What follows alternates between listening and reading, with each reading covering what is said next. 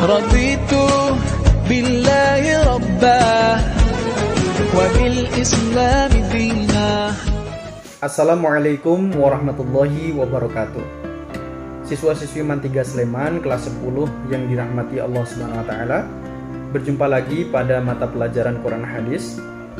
Pada pertemuan sebelumnya Ananda telah belajar tentang sejarah perkembangan hadis pada masa Rasulullah dan pada masa sahabat. Nah, pada pertemuan kali ini Ananda semua akan belajar tentang perkembangan hadis pada masa tabi'in dan pada masa kodifikasi. Sebelum memulai pelajaran, mari kita buka dengan bacaan basmalah terlebih dahulu. Bismillahirrahmanirrahim. Baik anak-anak, kita lanjutkan materinya yaitu tentang perkembangan hadis pada periode tabi'in.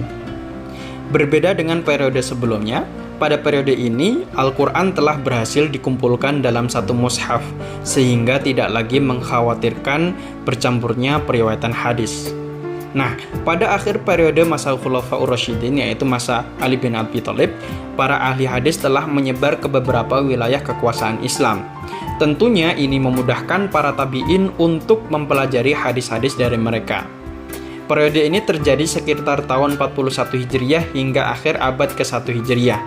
Kondisi ini juga berakibat terhadap penyebaran hadis ke berbagai wilayah Islam. Perlu diketahui bahwasanya periode ini disebut juga dengan masa menyebarnya periwayatan hadis, yaitu asru intisyarur riwayah, yakni masa di mana hadis tidak hanya berpusat di Madinah, tapi sudah diriwayatkan di berbagai daerah dengan tokoh para sahabat. Sebagaimana dijelaskan pada pertemuan sebelumnya bahwasanya pergolakan politik pada masa sahabat, yaitu ketika kekuasaan dipegang oleh Ali bin Abi Thalib, memberikan pengaruh terhadap perkembangan hadis pada masa tabi'in ini. Setidaknya ada dua pengaruh positif dan pengaruh negatif. Pengaruh negatifnya yaitu munculnya hadis-hadis palsu atau hadis maudhu yang mendukung kepentingan politik masing-masing kelompok dan menjatuhkan posisi lawan-lawannya. Adapun pengaruh positifnya adalah rencana dan usaha yang mendorong diadakannya kodifikasi atau tadwinul hadis sebagai upaya penyelamatan dari pemusnahan dan pemalsuan. Sebagai contoh pada saat itu, karena adanya pergolakan politik, muncul hadis-hadis yang mendukung kelompok Muawiyah, bahwasanya kelompok Muawiyah adalah golongan yang masuk surga, ataupun sebaliknya yang mendukung kelompok Syiah atau yang memojokkan Ali bin Abi Thalib. Nah, pada masa periode pada masa periode tabi'in ini muncul pusat pengkajian hadis di beberapa kota. Ada kota Madinah, Makkah, Kufah, Basrah, Syam, dan Mesir.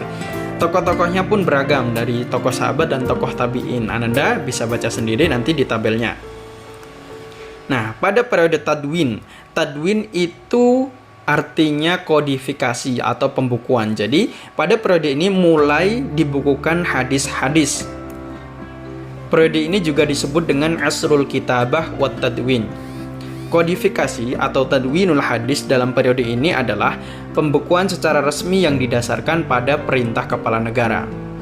Kodifikasi hadis secara resmi terjadi pada penghujung abad ke-1 Hijriah, yaitu pada dinasti Umayyah ketika Khalifah Umar bin Abdul Aziz yang wafat pada tahun 101 Hijriah memerintah.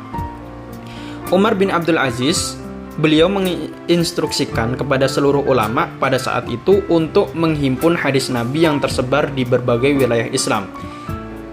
Perintah atau mandat tentang kodifikasi hadis secara resmi ini diwujudkan dalam bentuk surat perintah yang isinya memerintahkan agar seluruh hadis Nabi di masing-masing daerah segera dihimpun. Nah, untuk tadi kan instruksi secara umum.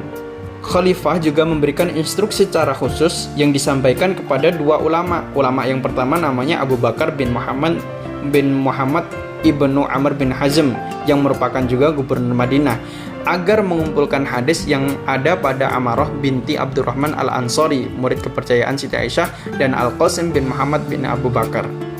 Instruksi yang kedua, ulama yang kedua yaitu disampaikan kepada Muhammad bin Syihab Az-Zuhri, yang dipandang sebagai orang yang lebih banyak mengetahui hadis daripada yang lain. Ada beberapa faktor yang melatar belakangi kodifikasi hadis pada masa Khalifah Umar bin Abdul Aziz. Menurut Muhammad Al-Zafzaf, kodifikasi hadis tersebut dilakukan karena yang pertama, para ulama telah tersebar ke berbagai negeri, dikhawatirkan hadis akan hilang bersama wafatnya mereka. Sementara generasi penerus diperkirakan tidak menaruh perhatian terhadap hadis. Banyak berita yang diada-adakan oleh pelaku bid'ah seperti Khawarij, Rafidhah, Syiah, dan lain-lain yang berupa hadis-hadis palsu. Instruksi Khalifah Umar bin Abdul Aziz tersebut direspon positif oleh umat Islam pada waktu itu, sehingga berhasil terkumpul catatan-catatan hadis. Nah, hasil catatan para ulama berbeda-beda. Abu Bakar bin Hazm misalnya, beliau berhasil menghimpun hadis dalam jumlah yang menurut para ulama kurang lengkap, sedangkan Ibnu Syihab Az-Zuhri berhasil menghimpunnya lebih lengkap. Meskipun demikian, kitab himpunan hadis-hadis mereka tidak sampai ke generasi kita. Ulama setelah Az-Zuhri yang berhasil menghimpun kitab atau Tadwin al-Hadis yang dapat diwariskan kepada generasi sekarang adalah Malik bin Anas, yaitu yang di Madinah, yang bertempat tinggal di Madinah. Nah, periode tadwin yang kedua yaitu pada masa dinasti Abbasiyah.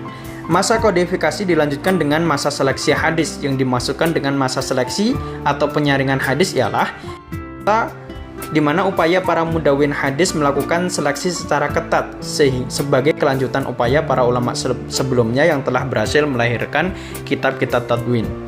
Masa ini dimulai sekitar abad kedua atau awal ketiga Hijriah atau pada saat pemerintahan dinasti Abbasiyah. Munculnya periode seleksi ini karena pada periode tadwin belum berhasil dipisahkan antara hadis-hadis yang berasal dari Nabi marfu' atau yang dari sahabat mauquf atau dari tabi'in yang disebut juga dengan maqtu'. Begitu pula belum dapat dipisahkan antara hadis-hadis sahih, hadis hasan, dhaif, bahkan masih terdapat hadis-hadis palsu atau hadis-hadis maudhu'.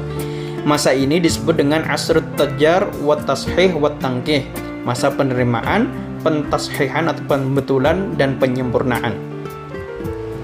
Kitab-kitab hadis yang berhasil disusun oleh para ulama ahli hadis pada periode ini sangat banyak. Di antaranya adalah kitab 6 standar atau yang disebut dengan Kutubus Sittah, karya-karya Muhammad bin Ismail al-Bukhari, Sahih Bukhari, Muslim, Sahih Muslim, karya Abu Dawud As-Sijistani atau Sunan Abi Dawud, Muhammad bin Isa At-Tirmidzi atau Sunan At-Tirmidzi, Ahmad ibnu Syu'ab An-Nasai atau Sunan An-Nasai, Ibnu Majah Al-Qazwaini atau Sunan Ibnu Majah, dan yang lain-lain. Pada periode ini telah memakai cara kodifikasi hadis secara sistematis, kritis, dan dilakukan dengan penuh kesungguhan. Demikian materi tentang perkembangan hadis mulai dari periode Rasulullah, periode sahabat, periode tabi'in, dan periode tadwin atau kodifikasi. Sekarang tugas Ananda adalah mengejarkan soal-soal latihan kemudian dikumpulkan di link Google Form yang telah disediakan. Demikian, semoga dimudahkan dalam mengerjakannya. Wassalamualaikum warahmatullahi wabarakatuh.